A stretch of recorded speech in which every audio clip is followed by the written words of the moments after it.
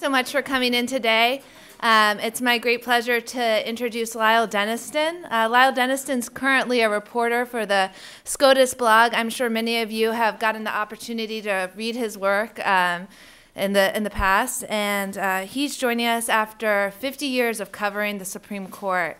Lyle started covering the courts generally in 1948 in Nebraska. He had just graduated from high school and was sort of doing it as a post-graduation gig and found that he really liked it. He continued doing so while he was putting himself through school at the University of Nebraska. And after that, he started working with a variety of local D.C. area publications and covering and focusing on the Supreme Court. Since then, Lyle has covered, I think, 25% of all Supreme Court justices, so 1 out of every 4. He's gotten a chance to really have an intimate, up-close observation of their different styles, to get to know them and talk to them in casual settings. He's going to join us today and talk to us a little bit about what sort of things we can expect to come from the term in the next few months, and also preview some election issues, how Gore v. Bush might be treated by this court, and his interpretation of that decision. So I hope you all join me in welcoming Lyle Denniston. I also wanted to, while I'm up here, say a happy birthday to my husband, who's joining us from his high school teaching gig. So anyway, please join me in thanking Lyle Denniston.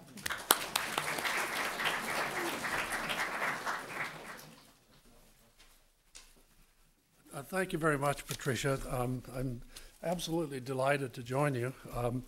As I told Patricia a little bit ago, I happen to have been at the founding event for the American Constitution Society.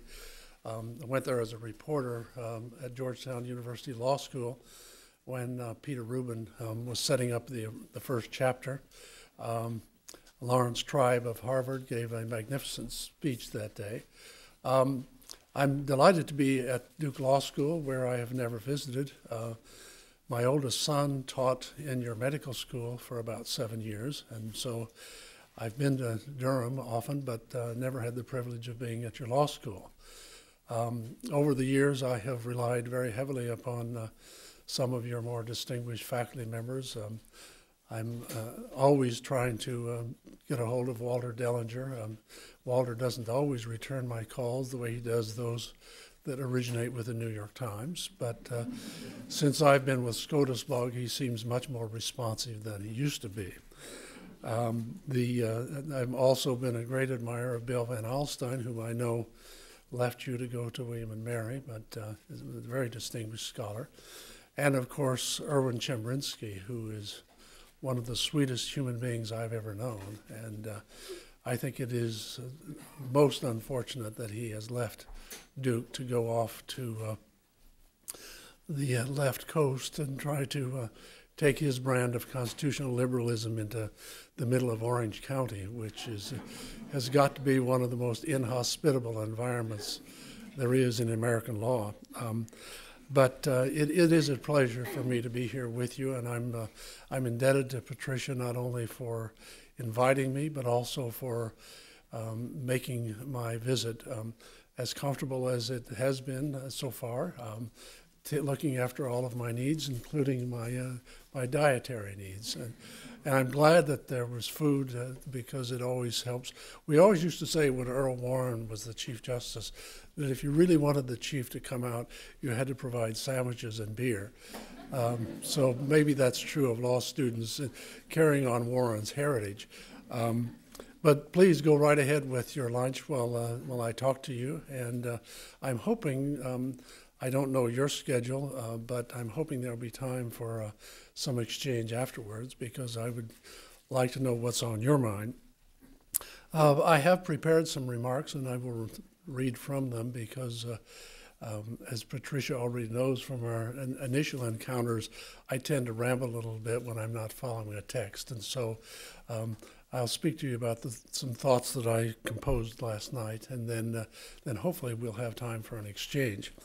Patricia asked me to talk about the current term of the court, which is now, as you know, about 3 weeks old.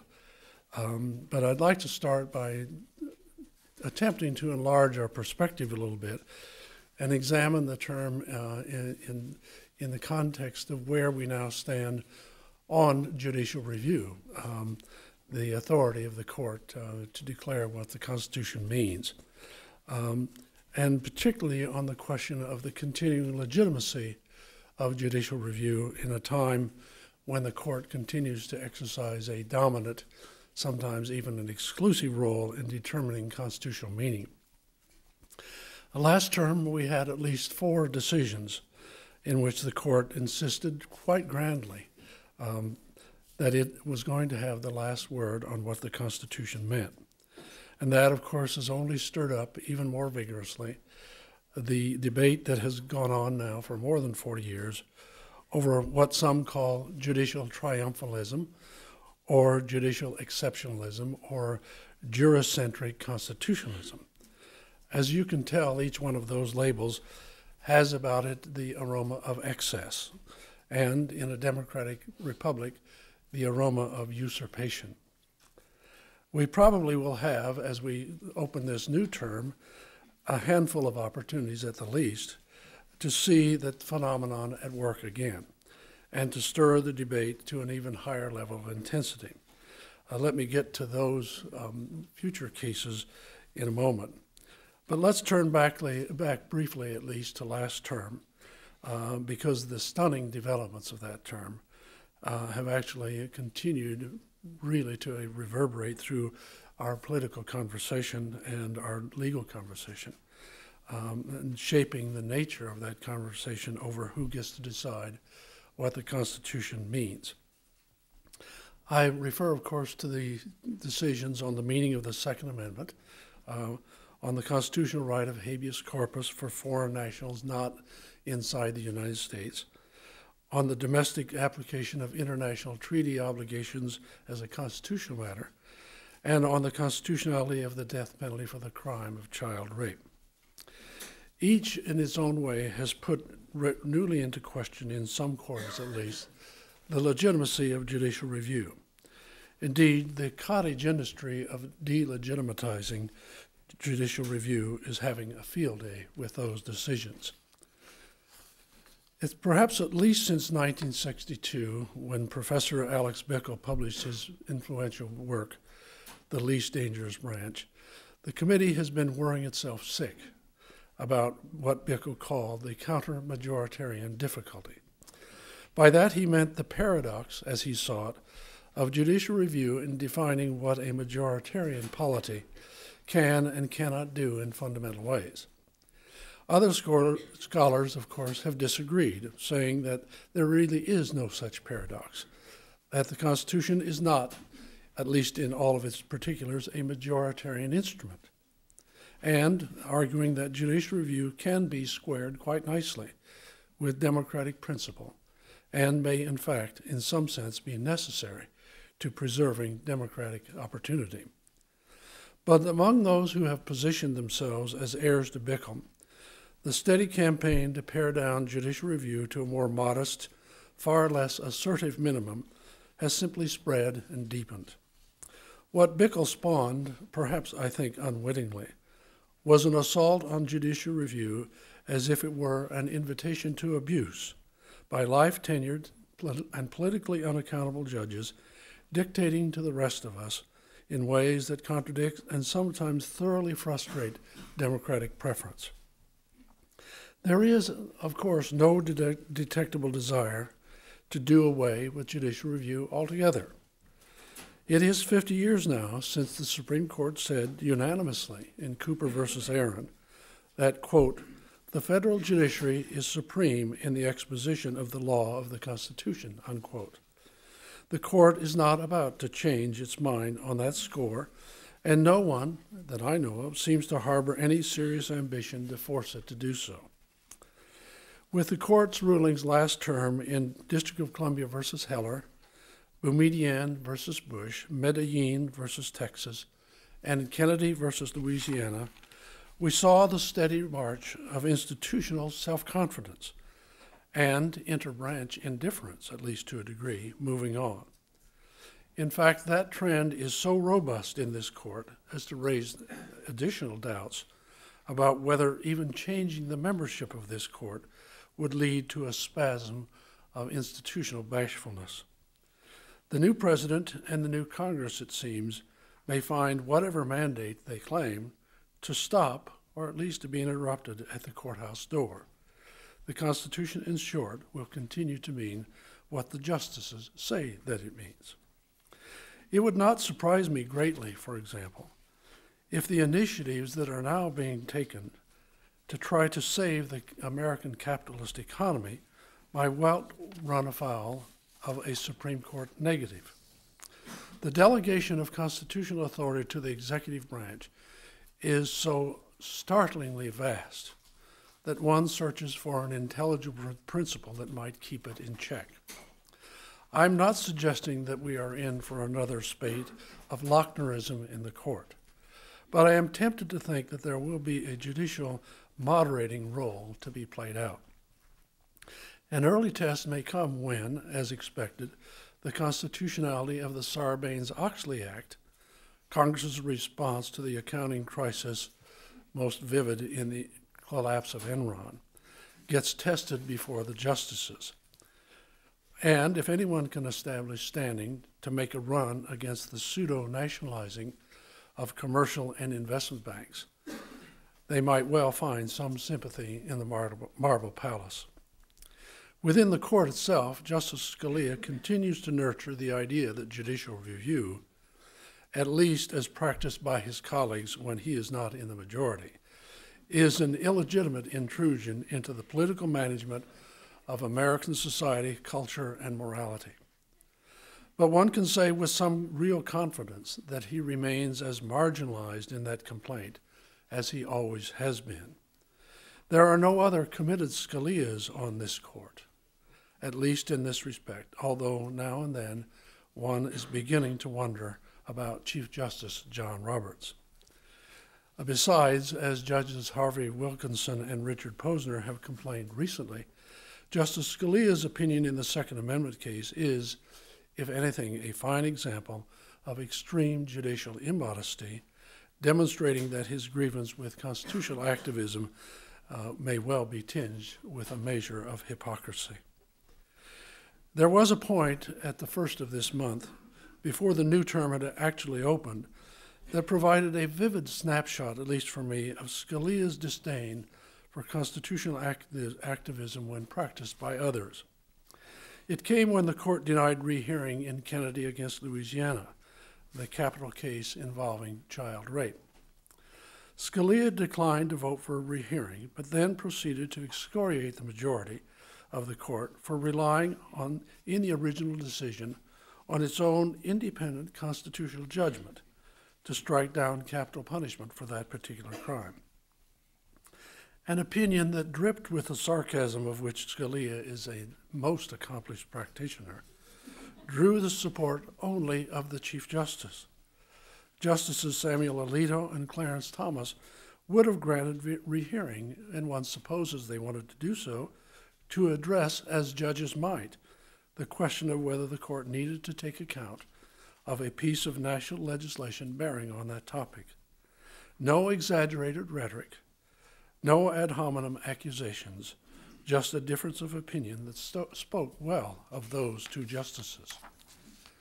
One should note, I think specifically, that the court's expansive use of its constitutional authority does not always produce results that satisfy either a liberal or a conservative audience.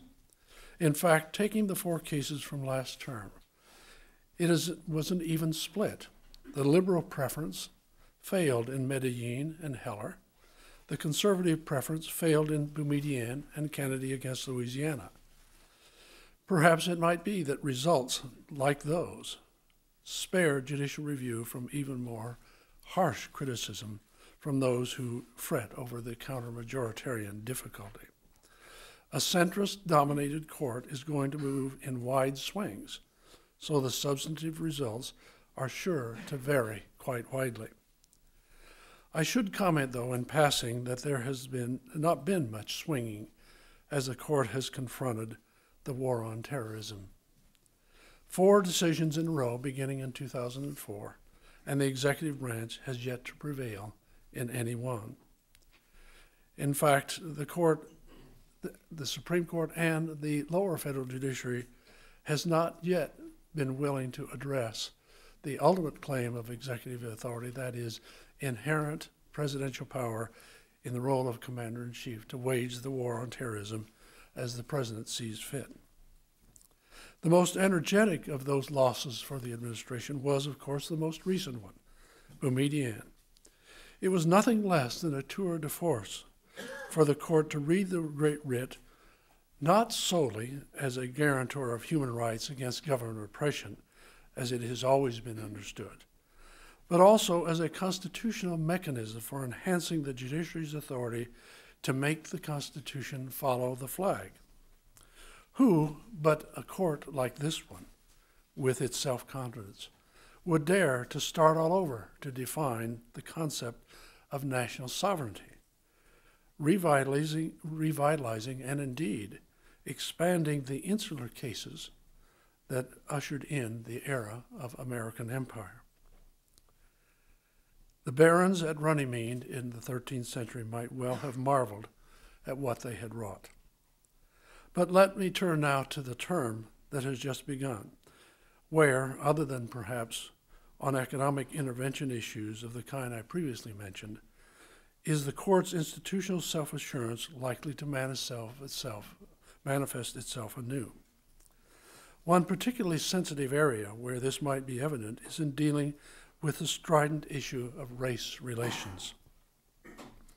Last week, the court heard the case of Bartlett against Strickland, a North Carolina legislative redistricting case that tests the scope of the Voting Rights Act's Section 2, which protects minority voters against having their political strength diluted. As the argument developed and the court's mood became evident to me, I was reminded of Chief Justice Roberts' comment 2 years ago in the Texas redistricting case that, quote, "It is a sordid business, this divvying us up by race," unquote. It seemed clear to me that this court's majority is growing increasingly uncomfortable with having seen public policy made based on racial factors, a sentiment displayed vividly last term as the Seattle and Louisville school integration cases demonstrated. The decision in those cases written by the Chief Justice heralded a potentially significant, even if partial, repudiation of affirmative action. That sentiment could be tested even more significantly this term when the court acts on the new case of Northwest Austin Municipal District versus Mukasey. That is a straightforward test of the constitutionality of Congress's 25-year extension of Section 5 of the Voting Rights Act, requiring a number of states and local governments that once practiced racial bias in voting to get Washington's clearance for any change in their election methods. Is it possible that the court would refuse to defer to Congress's judgment that this requirement was still necessary to deal with lingering electoral racism? It is indeed quite possible. In fact, nothing is more dear to the hearts of conservative advocates than to see Section 5 struck down as an excessive federal intrusion into local governmental prerogative. The court will have some other tests on war and terrorism issues this term, with what amounts to a sequel to Boumediene. It's the case of Marri versus Pucciarelli. That case asks whether the president has the authority to order military detention and prolonged captivity of an individual who was captured inside the United States, in fact, in his home in Peoria, Illinois, a gentleman who had a legitimate right to be in the country. And then there's a case testing whether former detainees, claiming that they were tortured at Guantanamo Bay, have a right to sue government officials in the United States courts, the case of Rasool versus Myers. Yes, that is the same Shafiq Rasool, the Briton who won the first war on terrorism decision in 2004 on the habeas rights for those at Guantanamo. The court, as you probably know, has already accepted for review another case arising out of the War on Terror. That's the case of Ashcroft versus Iqbal, on the vulnerability of cabinet officers to legal claims that they sponsored and authorized mistreatment of men of Arab descent who were rounded up in the days immediately after 9/11. And before long, the court may be drawn into the constitutional dispute over the power of courts to provide a meaningful remedy for those who have been wrongly detained at Guantanamo Bay. That remedy, the ultimate remedy, would be release into the mainland United States to live. The case involving the 17 Chinese Muslim Uyghurs is moving rapidly through the D.C. Circuit Court toward the Supreme Court. It is, in a way, the ultimate test of whether the right acknowledged in Boumediene will ever produce genuine relief in the courts. The other major cases that everyone will be watching to see how boldly the court acts are the case returning for the third time that threatens states' authority to have heavy punitive damages levied against corporate wrongdoing. That's the case of Philip Morris against Williams. There's the Dirty Words case, FCC versus Fox Television, on the government's power to ban fleeting expletives on radio and TV, a case that originally looked as if it might be only about the Administrative Procedure Act, but is shaping up, at least in the briefing, as a major test of the First Amendment. There are, as usual, for every term, it seems, a few sequels on the revolution that the court has wrought about the role of juries in criminal sentencing. There was a case argued just last week on whether or not the jury is to have a role in determining that sentences should be served consecutively or concurrently. And the revolution on the meaning of the Confrontation Clause. There's a case that will be argued in November on whether or not the Confrontation Clause requires the presence at trial of lab technicians who have prepared forensic reports that are intended for use in criminal prosecution. And there will be, once more, another examination of whether the Constitution permits local government to pick and choose the kind of religious symbols or monuments it will tolerate on government property. And in the offing, there's an appeal by the federal government testing Congress's authority to accept a Christian cross for display on government land. It might be true in some real sense that the court's reaction to these cases, and indeed to any cases on which the court is deeply divided, depends most heavily upon how Justice Anthony Kennedy reacts. Last term, for example, he wrote the Boumediene and Kennedy against Louisiana decisions. He provided a fifth vote to make a majority in the gun rights case, and he was in the sixth justice majority in Medellin. But that perception about Kennedy is, to me, too simple. There is now what I would call a dynamic middle, that is, by and large, controlling outcomes in the most controversial cases. Kennedy, of course, is a regular inhabitant of that middle. But his place there often appears to be the result of encouragement that he gets from Justice John Paul Stevens. For example, it very likely was Stevens' efforts that turned Kennedy around on hearing the Boumediene case after the court originally denied cert. And Stevens is known to be working assiduously to court Justice Alito. John Paul Stevens has kind of assumed the role that William Brennan had for years, which was when each new justice came on the court, Brennan made that new justice a project for his own influence. Stevens is now doing the same thing, though he seems not to have been able to get to the Chief Justice. Alito, I think, at least in the first two terms, appears to me to be noticeably less ideologically driven than Scalia, the Chief Justice, or Justice Clarence Thomas. His reputation on the Third Circuit as a collegial judge is beginning to show up in this court, too. Justices Stephen Breyer and Ruth Bader Ginsburg have some tendencies toward the middle, though the Chief Justice's apparent ideological agenda seems to be leading them in reaction to remain more often on the left. Before closing these remarks and engaging you, I hope, in some question and answer, I should say a few words about election cases. They are springing up like poppies in Afghanistan. The court demonstrated, though, last week in the Ohio voter registration case that it's going to be quite skeptical of last-minute litigation that seeks to gain a partisan advantage. But is there a chance it could be drawn into another Bush versus Gore? I would guess not. If you recall that, it was, in fact, a perfect storm with a highly unusual combination of events. There was Democratic control of the Senate, and the presiding officer of the Senate was one of the candidates. There was Republican control of the House. There was the deep and angry partisan division within Florida and within the two parties. The court, being acutely aware of the precedent in 1876, when this country did not have a president until the night before Inauguration Day, undertook to address that perfect storm and came through with a decision that few admire.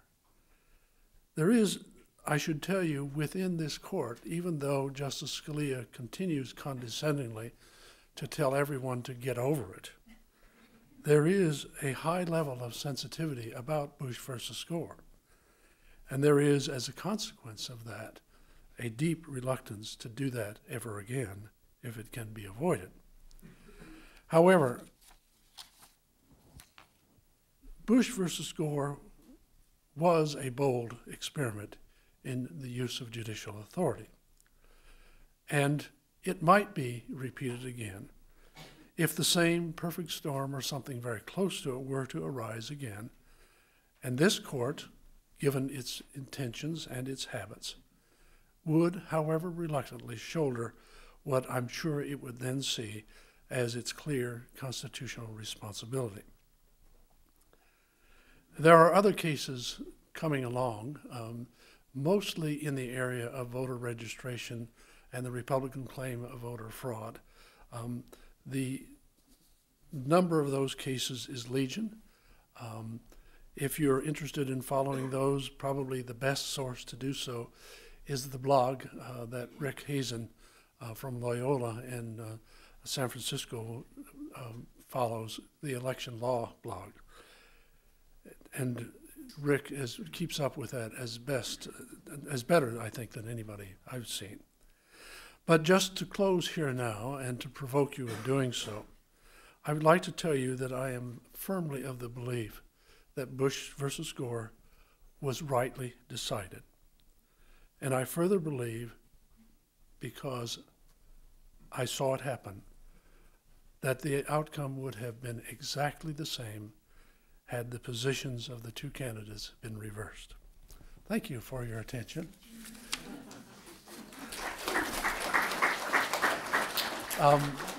As long as Patricia will allow you to do so, I'm willing to stay and have a conversation with you on any subject. I do apologize for my voice. I was not born with a radio voice. In fact, when I was in the high school choir in Nebraska City, Nebraska, a few years ago, the teacher used to stop the singing every now and then and say, "Can we try it again without Lyle?"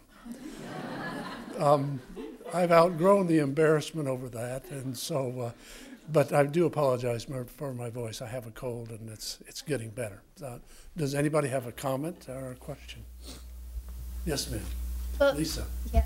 It seems likely that whoever the next president is, they're going to appoint at least one, maybe two new justices. If Obama wins, who are sort of the people that people are talking about as that he would appoint? Well, people are obviously talking about John Paul Stevens, but the people who are talking about John Paul Stevens have not talked to John Paul Stevens. I do not anticipate that Stevens will voluntarily depart if Obama is elected.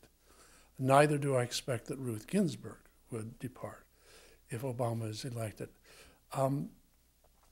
Stevens is not the kind of justice who, like O'Connor and Rehnquist and Blackmun in spades, who were just waiting for a president of their party so that they could give up their seat. Stevens, I don't think, thinks that way. Stevens is not that partisan in his orientation. And as long as his health lasts, and when I talked to him in June, he was still in fine fettle. I don't think he plans to go. In fact, a couple of years ago, he told me in a conversation, he said, Lyle, this isn't heavy lifting. So he doesn't, but I do think he really enjoys the role of being the senior justice, and he enjoys the behind-the-scenes role as the vote gatherer. So I don't see him going. I don't see Ruth Ginsburg leaving either. The one uncertainty is Anthony Kennedy. Kennedy has had a couple of heart incidents. I'm a cardiac survivor myself, so I know that you can try to postpone the inevitable, but the inevitable remains there. And Kennedy's health is good now, but is it good enough for him to continue for the next 4 years? My present guess, and it's only a guess, subject to divine correction, is that there won't be any openings in the first term of the next president. I could well be wrong about that. But I don't see anybody else leaving. There was talk last term about David Souter supposedly having his fill of being a Supreme Court justice and wanting to get back to the woods in New Hampshire, where he has his house and his books and needs nothing else except cottage cheese and grapefruit for lunch. But I don't see him going. There's a story making the rounds in Washington now, and I think it is true, that after being disgruntled last term and maybe the term before that, somebody induced him, God knows how, to go up and make a tour of the Gettysburg battlefield. He doesn't go out, but somebody induced him to go up there, and apparently he came back from that experience and said to some of his clerks, or to an associate, I don't know which, seeing the sacrifice that those people have made, that I've witnessed in touring the battlefield, who am I to complain about where I am now and what I'm doing now? So if that story is true, and I believe it is, I mean, maybe Souter has had a kind of a regeneration of his enthusiasm and willingness to stick it out. And I have noticed, by the way, in the oral arguments so far this term, not a very good sample, but an interesting one, that he does not seem quite as angry on the bench as he did last term. I mean, Scalia is still interrupting his questioning. Scalia is still answering Souter's questions to counsel, for counsel. But Souter seems to be rolling with that more and is much more comfortable, I think, or appears to be than he was last year. Anybody else have a question? Yes, over here. I've read that over the past however many years, this practitioners before the Supreme Court have kind of gotten more and more elite, where it's become this few group of people who are constantly called upon. But that wasn't the case necessarily a few decades ago. What do you think? I mean, there are pros and cons on both sides, having experienced, people versus allowing people who have had the case since the beginning to kind of get their shot. What's your view on that? Well, first of all, I noticed that I think it does make a difference if a counsel whose name is known to the court, it makes a difference in whether a case gets granted. I've always thought that, and I still think that's true. I think it's especially true when the cert pool is largely controlling the grant cycle. 7 now of the 9 justices use the cert pool to filter the new certs and jurisdictional statements. And I think law clerks are very much impressed with a Walter Dellinger's name or a Seth Waxman's name on a petition for cert. I tend to think it's probably a positive development. The quality of advocacy routinely is high in the Supreme Court, though now and then you get some counsel who has had a case from the trial level on up and who really isn't up to a Supreme Court argument, insists upon having it, to the everlasting concern of his client or her client. But most of the cases, most of the big cases now, are argued by people who are very experienced. The young gentleman who owns my blog, Tom Goldstein, who, by the way, at age 38 has already won 15 cases before the Supreme Court. And the Washington Post reported the other day one of the movie studios has bought the right to his life. And I'm still trying to figure out what role I get to play in the movie. But there is a cadre of very accomplished attorneys who are Supreme Court practitioners. And when Tom Goldstein went to Aiken Gump, he did so to set up a Supreme Court practice. It is very common now in the major firms to have a Supreme Court practice, a concentration. And so there's intense competition now among that small group, and it's still relatively small, to get the cases. And so you can expect that most of the major cases, as they come along, the likelihood is very great that there will be a well-known counsel arguing it.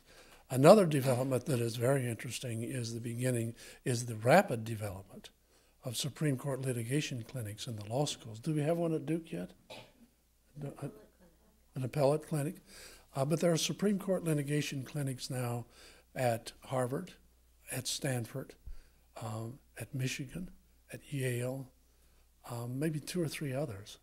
And students are actually appearing on petitions, amici filings, and getting some really solid experience.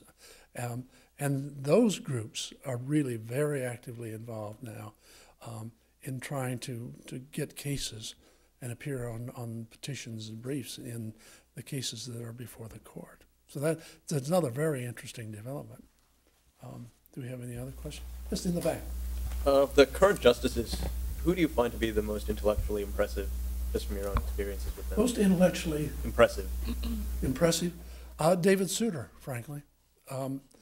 Souter probably has a deeper and sharper intellect than any of the other 9.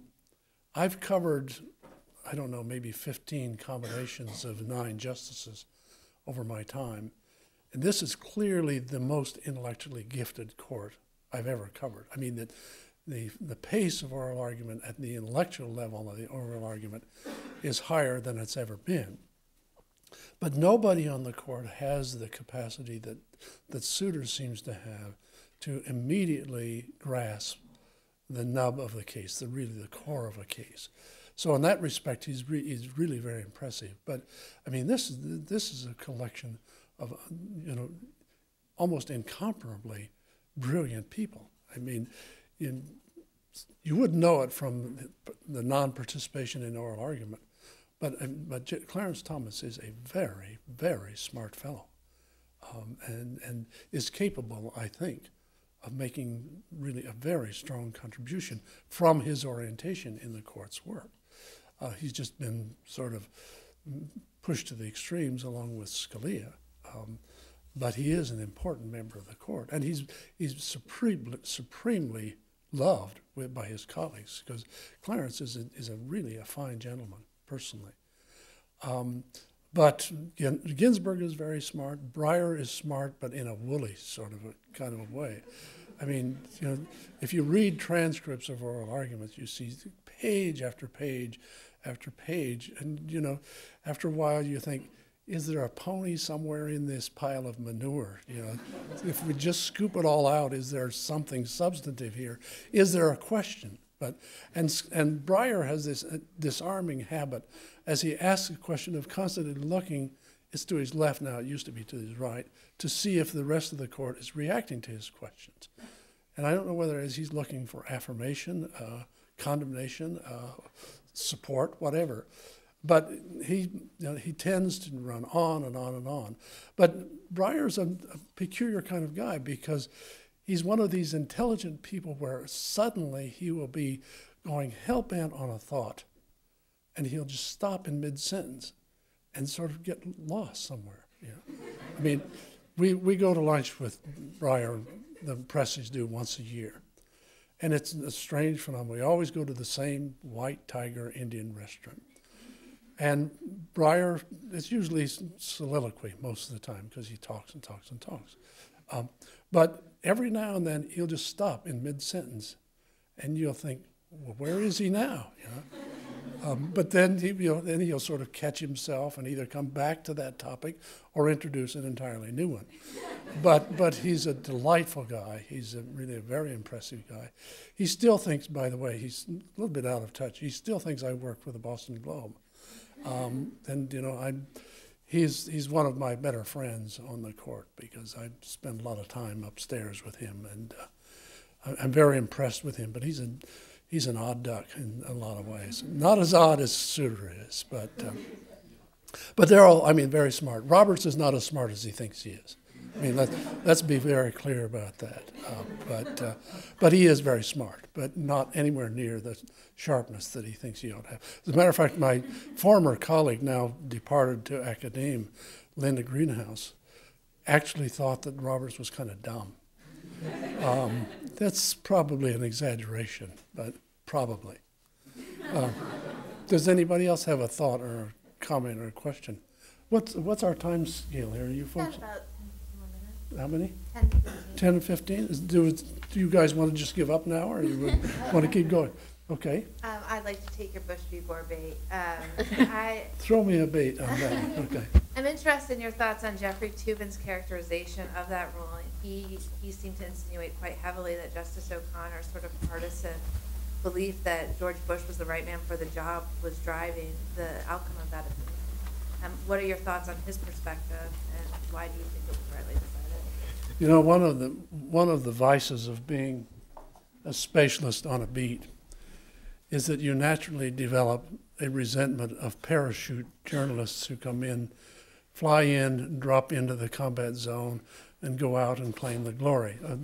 Jeff Toobin is one of those kind of guys who sort of swoops in, parachutes down from the heights of CNN, and then tells us what life is really like in the Supreme Court. He's wrong about that. O'Connor, the only dimension in which O'Connor was a partisan that I know of is that she did genuinely wish to have her successor named by a Republican president. I think that was an influencing factor when she finally chose to go.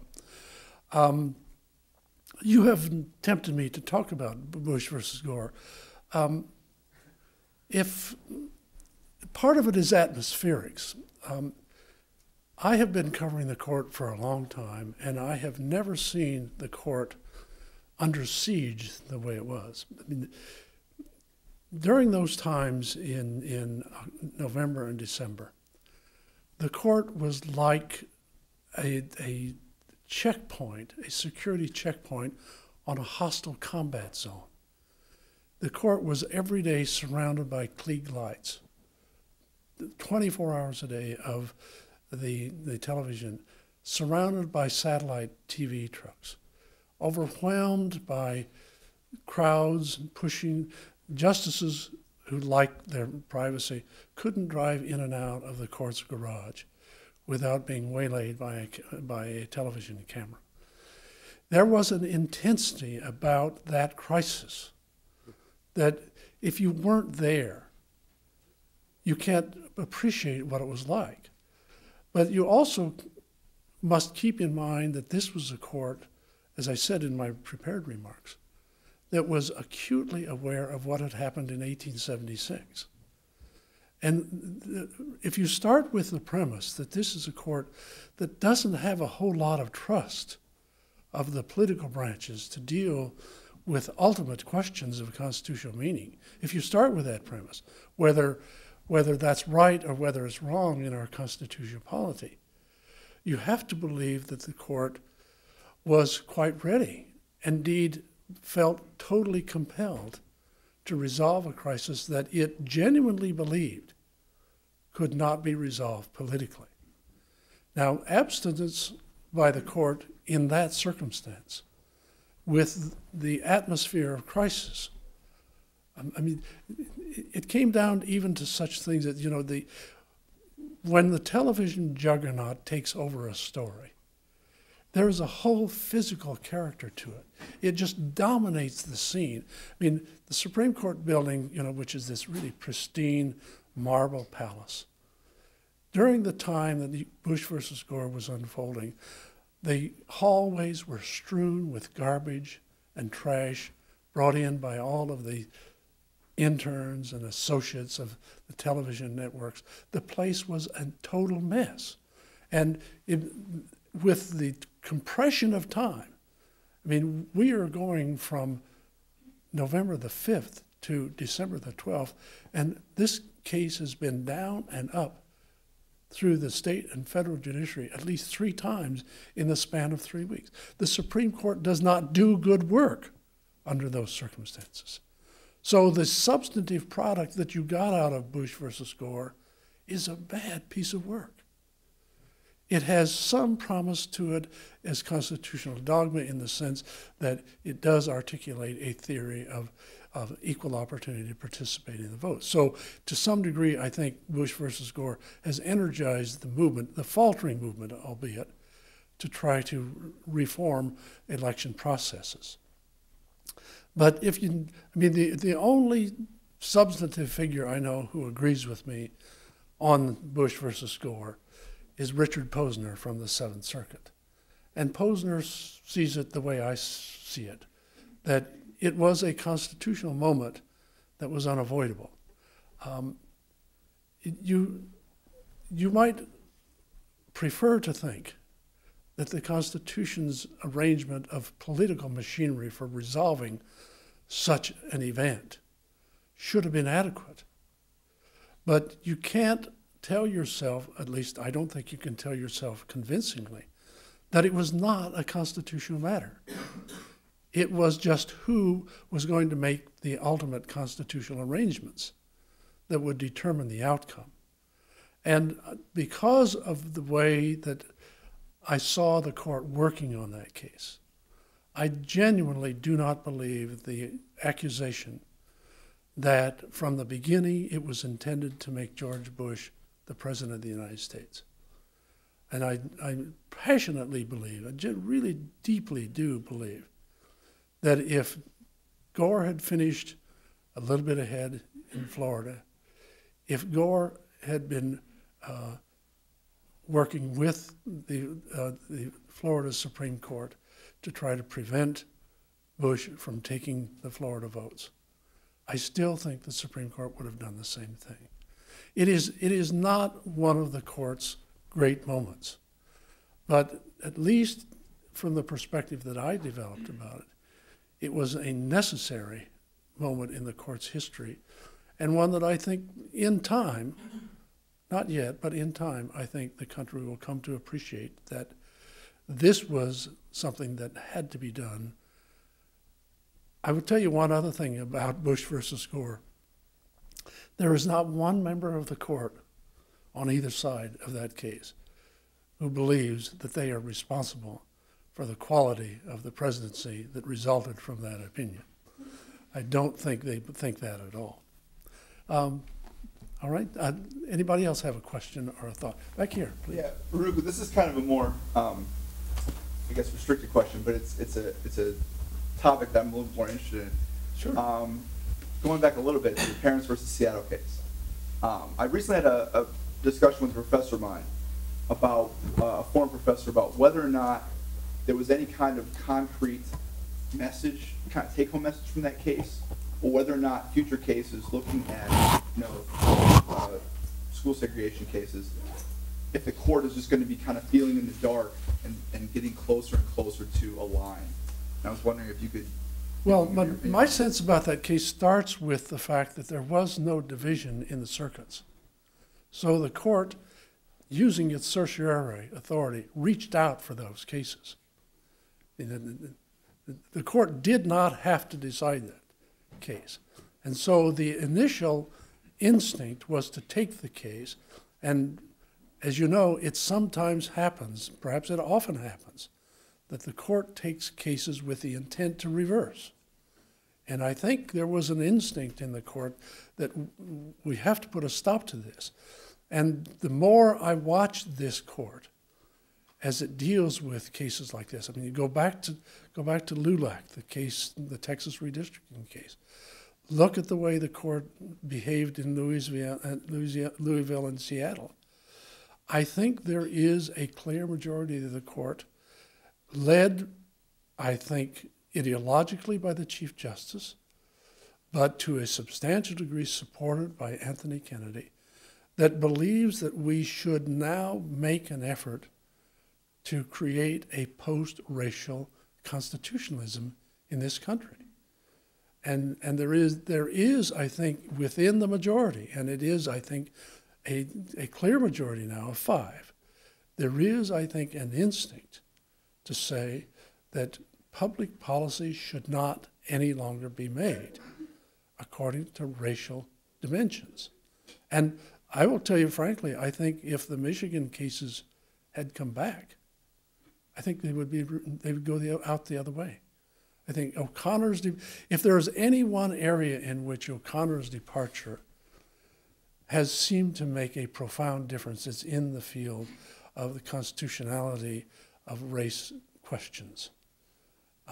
And the substitution of O'Connor, but also the substitution of Roberts for Rehnquist. Because make no mistake about it, John Roberts is deeply, deeply hostile to, as he called, divvying us up by race. He sees the Constitution in the way that a lot of modern conservatives do, as necessarily being colorblind. And I don't think that Seattle and Louisville are aberrations. And that's why in my prepared remarks, I suggested, I think it is a genuine possibility that Section 5 of the Voting Rights Act will be struck down, despite reams and reams and reams of congressional findings that kind of an approach is still necessary. I think we are witnessing a genuine revolution in the law of race relations now, contrary to perhaps the way the rest of the country seems to be moving. Anybody else have a question? We take one more and then quit, or should we just quit? Thank you very much for coming. I really appreciate it.